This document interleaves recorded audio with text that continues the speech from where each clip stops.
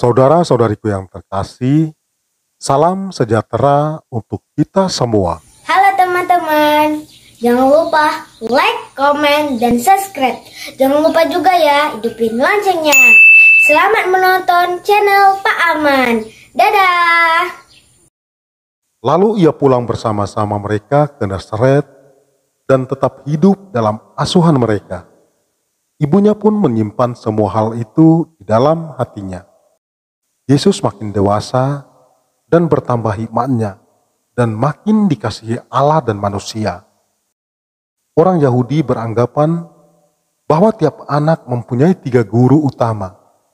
Yang pertama ialah ibunya sendiri, dialah yang mengandung, melahirkan, dan membesarkannya. Kemudian peran pendidik diambil alih ayahnya, hingga anak itu memasuki masa puberitas pada umur 12-13 tahun. Pada usia itu, seorang anak mulai masuk dunia orang dewasa dan wajib hidup menurut ajaran Taurat. Ini gurunya ialah Taurat sendiri. Maka pada umur-umur itu, seorang anak diinisiasi dengan upacara sebagai bar mitzvah, ungkapan Aram yang artinya anak ajaran Taurat. Hingga kini di kalangan orang Yahudi, bar mitzvah adalah sebuah pesta terbesar bagi anak-anak dan orang tua mereka. Demikian juga dengan Yesus. Pasti mengalami pesta itu, kemudian dia dapat ikut mendalami Taurat, dan karena itu ia tinggal di bait Allah, bertanya jawab dengan para ahli agama. Di dalam bait Allah ada kelompok-kelompok sekolah Taurat. Kita bayangkan, Yesus berpindah-pindah mengikuti pelajaran dari kelompok satu ke kelompok berikutnya, sehingga terpisah dari orang tuanya. Yusuf dan Maria sendiri kiranya juga sibuk berbicara dengan para orang tua lain dan kenalan di situ. Mereka berpisah, dan apa yang terjadi selanjutnya? Ketika mereka pulang dengan asumsi, pasti anaknya juga pulang dengan rombongan, ternyata tidak ada. Kembalilah Yosef dan Maria ke Yerusalem dan mendapati Yesus sedang bertanya jawab. Hal ini menunjukkan siapa dirinya. Anak Bapa yang selalu akan diam, mendengar, dan menjalankan kehendak Bapa sampai akhir hidupnya. Di situ juga pertama kalinya Yesus tampil berbicara. Perkataannya menjadi titik tolak untuk mulai mengenal siapa dia itu. Ia merasa wajib menyibukkan diri dengan perkara-perkara Bapaknya.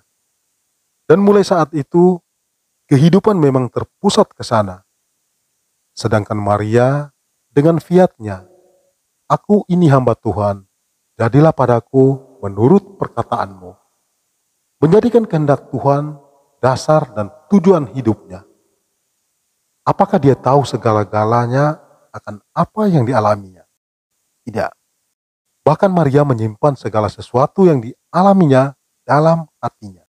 Selalu memikirkannya berulang-ulang untuk semakin menemukan arti yang mendalam dari setiap peristiwa yang dialaminya.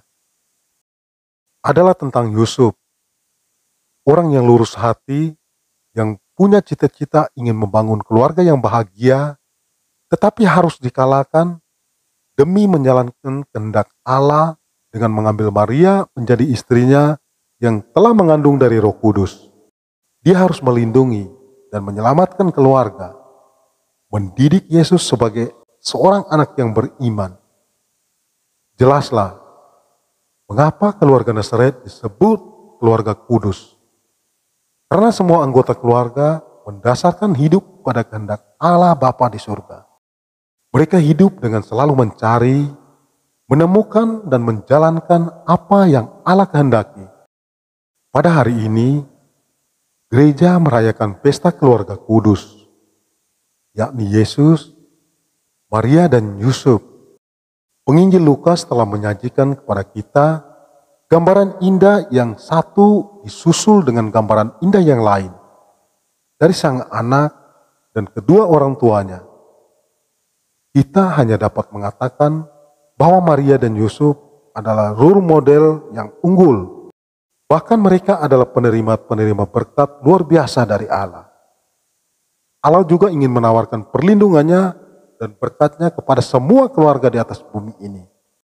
Dia mengundang semua keluarga untuk berbalik datang kepadanya agar dapat dibebaskan dari dosa dan diberikan perlindungan dari segala yang jahat di dalam dunia, khususnya kejahatan yang mengancam kesatuan dan persatuan keluarga. Ingatlah Bapak Ibu beriman, ketika kita diberkati atau menerima sakramen perkawinan di gereja, kita juga dilandasi oleh firman Tuhan. Firman dibacakan, direnungkan, dan dikhotbahkan. Bertanyalah pada diri kita sendiri, apakah keluargaku sampai saat ini saya landasi pada firman itu? Keluarga akan menjadi kudus seperti keluarga kudus Nazaret, bukan karena jabatan dan kedudukan, kepandaian dan keterampilan, kekayaan dan kemewahan, tetapi karena dasar dan penghayatan dalam mencari, menemukan, dan menghayati hidup keluarga sesuai dengan firman-Nya. Maka marilah kita memperbaiki segala kekurangan yang ada dalam relasi dengan pasangan hidup kita masing-masing. Di atas segalanya, kita harus siap untuk mengampuni, bersikap baik dan murah hati, saling mendoakanlah satu sama lain. Marilah kita berupaya untuk berdoa bersama. Ya Allah Bapa di surga, curahkanlah Roh Kudus-Mu atas keluarga kami, sehingga keluarga kami dapat tumbuh, berkembang, sesuai dengan yang Kau kehendaki. Demi kemuliaan nama-Mu, kini dan sepanjang segala masa. Amin. Salam sehat, Tuhan memberkati.